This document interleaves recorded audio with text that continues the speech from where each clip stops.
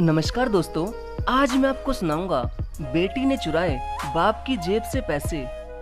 भाई हो तो ऐसा, लेकिन बहन ने आखिर में ऐसा क्यों किया।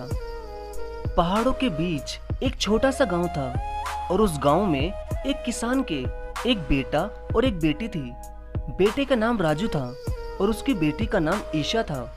किसान अपने दोनों बच्चों से बेहद प्यार करता था, लेकिन किसान की बेटी की चोरी करने की आदत थी और वो कई बार अपने पिता की जेब में से पैसे भी चुरा लेती थी। इस बात से उसका पिता बहुत ही ज्यादा परेशान था। तभी एक दिन जब उस किसान की जेब में से ईशा चुपचाप ही पैसे निकाल रही थी, तो उसके भाई राजू ने उसे ऐसा करते हुए देख लिया। तो राजू ने उसका हाथ पकड़ लिया और फिर उसे कहा कि बहन, तू ये सब क्यों करती है? अगर तुझे पैसे ही चाहिए तो तू पिताजी से मांग लिया कर। इतने में ही उसके पिताजी आ जाते हैं और पूछते हैं कि क्या हुआ। तो राजू ने चोरी का इल्जाम अपने ऊपर लेते हुए अपने पिता से कहा कि पिताजी, आपकी जेब से रोज मैं ही पैसे निकालता था, मुझे माफ कर दो पिताजी। तभी उसके पिता बाहर जाकर एक पतली सी डंडी लेकर आए और अपने बेटे राजू की कमीज उतार कर उसकी कमर पर बहुत जोर जोर से डंडी मारने लगे। ये देखकर उसकी बहन ईशा को बहुत ही बुरा लगा और वो भी खूब रोने लगी। अब रात हो चुकी थी। राजू को आज खाना भी नहीं दिया गया था, तो ईशा रात को उसके लिए खाना लेकर जाती है और फिर उससे पूछती है कि भाई, तूने मेरी चोरी का इल्जाम अपने सिर पर क्यों लिया? तो राजू ने कहा कि बहन, मेरे होते हुए मैं तुझे कैसे पिटते हुए देख सकता हूँ, लेकिन ईशा, तू कसम खा कि आज के बाद तू कभी भी पिताजी की जेब से चोरी नहीं करेगी। तब ईशा ने अपने भाई राजू से कहा कि ठीक है भाई, आज के बाद मैं कभी चोरी नहीं करूंगी। लेकिन अब राजू तो उसके पिताजी की आंखों में एक चोर की तरह बन चुका था। तभी उसके पिता ने अपनी पत्नी से कहा कि अब मैं सिर्फ एक बच्चे की पढ़ाई का खर्चा उठा सकता हूँ। ये सुनते ही राजू ने अपने पिता से कह दिया कि पिताजी, अब मेरा और पढ़ने का मन नहीं है, मैं आपके साथ खेतों में काम करना चाहता हूँ।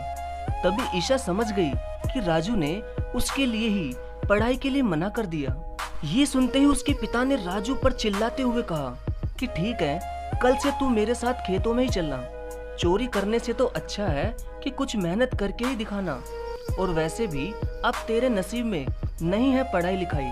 इस बात से ईशा को बहुत ही बुरा लगा कि मेरे भाई को मेरी गलती की सजा मिल रही है और अब उसकी पढ़ाई भी नहीं हो पाएगी। तभी अगले दिन ईशा ने अपने भाई राजू से कहा कि भाई, तुम पढ़ाई कर लो, मेरा क्या है, मेरी तो वैसे भी कभी ना कभी शादी हो जाएगी और वहाँ भी मुझे घर का ही काम करना है। तो राजू ने ईशा से कहा कि नहीं ईशा, ये तू गलत सोच रही है। क्या पता तू पढ़ लिख कर कोई कलेक्टर बन गई, तब तो तेरे आगे पीछे कई नौकर काम करेंगे। इसलिए तू अपने आप को कमजोर मत समझ, तू खूब पढ़ाई कर और एक दिन तू कोई ना कोई अफसर बनकर ही दिखाना। तब ईशा ने कहा कि भाई, तुम्हारी पढ़ाई का क्या होगा? तब ईशा को राजू ये समझाता है कि पगली, हमारे पिताजी की इनकम इतनी नहीं है कि वो हम दोनों की पढ़ाई का खर्चा उठा सके। पिताजी और मैं काम करेंगे तो तेरी पढ़ाई भी अच्छी हो जाएगी। तभी कई साल बीत गए। राजू और उसके पिताजी खूब मेहनत करने लगे और अब ईशा भी खूब पढ़ाई करने लगी थी। तभी एक दिन राजू के पिताजी खेतों के ही पास एक गड्ढे में गिर गए थे और उस वजह से उनकी टांग टूट चुकी थी। अब घर का सारा भार राजू पर आ चुका था।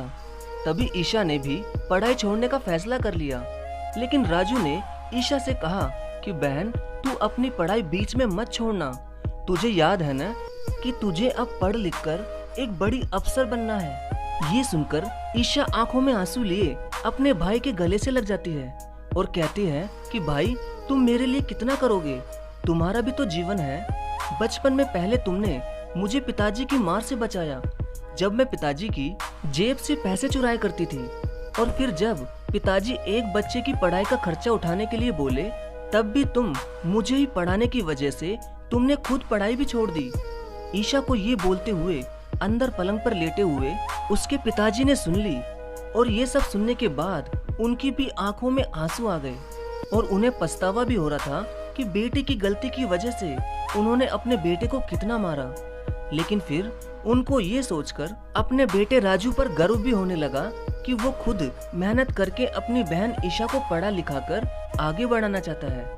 अब राजू ने अपनी बहन ईशा को खूब समझाया कि बहन तुझे बस पढ़ना है और खूब आगे बढ़ना है। अब ईशा खूब पढ़ने लगी और राजू दिन रात मेहनत करने लगा और अब ईशा को पढ़ाई के चक्कर में शहर जाना पड़ा। लेकिन फिर भी राजू ने हिम्मत नहीं हारी और उसने ईशा की आगे की पढ़ाई के लिए गांव से कर्जा भी ले लिया।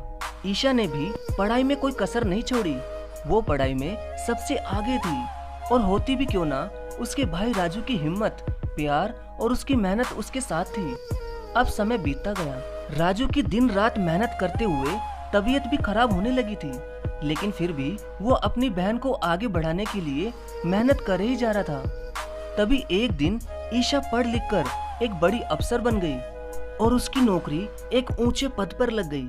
लेकिन उसी बीच ईशा ने शहर में एक लड़के को पसंद करके उससे शादी भी कर ली और शादी के समय उसने अपने घर वालों से पूछना जरूरी भी नहीं समझा और फिर कुछ दिनों में उसने अपने भाई राजू को फोन किया और कहा कि भाई तुम्हारे लिए एक खुशखबरी है। तो राजू ने कहा कि ईशा मुझे पता है तेरी नौकरी लग गई होगी। तब ईशा ने कहा कि भाई नौकरी तो मेरी कब की ही लग चुकी है। तब राजू ने कहा कि क्या तुम्हारी नौकरी लग चुकी है और तुमने बताया भी नहीं ईशा। तब ईशा ने कहा कि भाई बात यह है कि मैंने शादी कर ली, सॉरी मैं आप सबको नहीं बुला पाई और अब मैं गांव नहीं आ सकती, वरना सब लोग मेरे बारे में न जाने क्या क्या कहेंगे। मगर तुम मुझसे मिलने जरूर आना और माँ पिताजी को भी लेकर आना। ये सब सुनकर उसके भाई राजू का सिर चकरा जाता है और वो वहीं खेतों में ही खूब रोता हुआ लेट जाता है। अब उसके सारे सपने टूट चुके थे।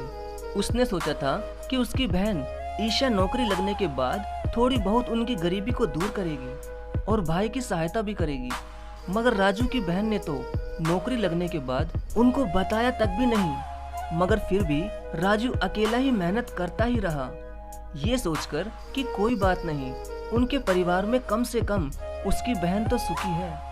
लेकिन दोस्तों, ईशा ने बहुत ही गलत किया।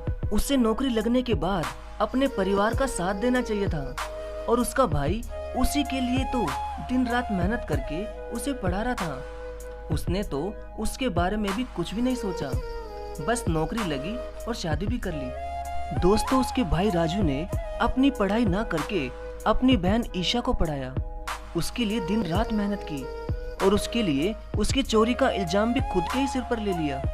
और तो और उसने अपनी बहन का पढ़ाई में हौसला भी बढ़ाया और उसकी आगे की पढ़ाई के लिए कहीं से कर्जा भी लिया। लेकिन ईशा ने यह भी नहीं सोचा कि बाप की टांग टूट गई और भाई दिन रात मेहनत कर रहा है, तो क्यों ना मैं भी अपने घर वालों की कुछ तो सहायता कर दूं। मगर बहुत गलत किया ईशा ने। दोस्तों, आपके हिसाब से ईशा को क्या करना चाहिए था? प्लीज कमेंट में जरूर बताना। धन्यवाद।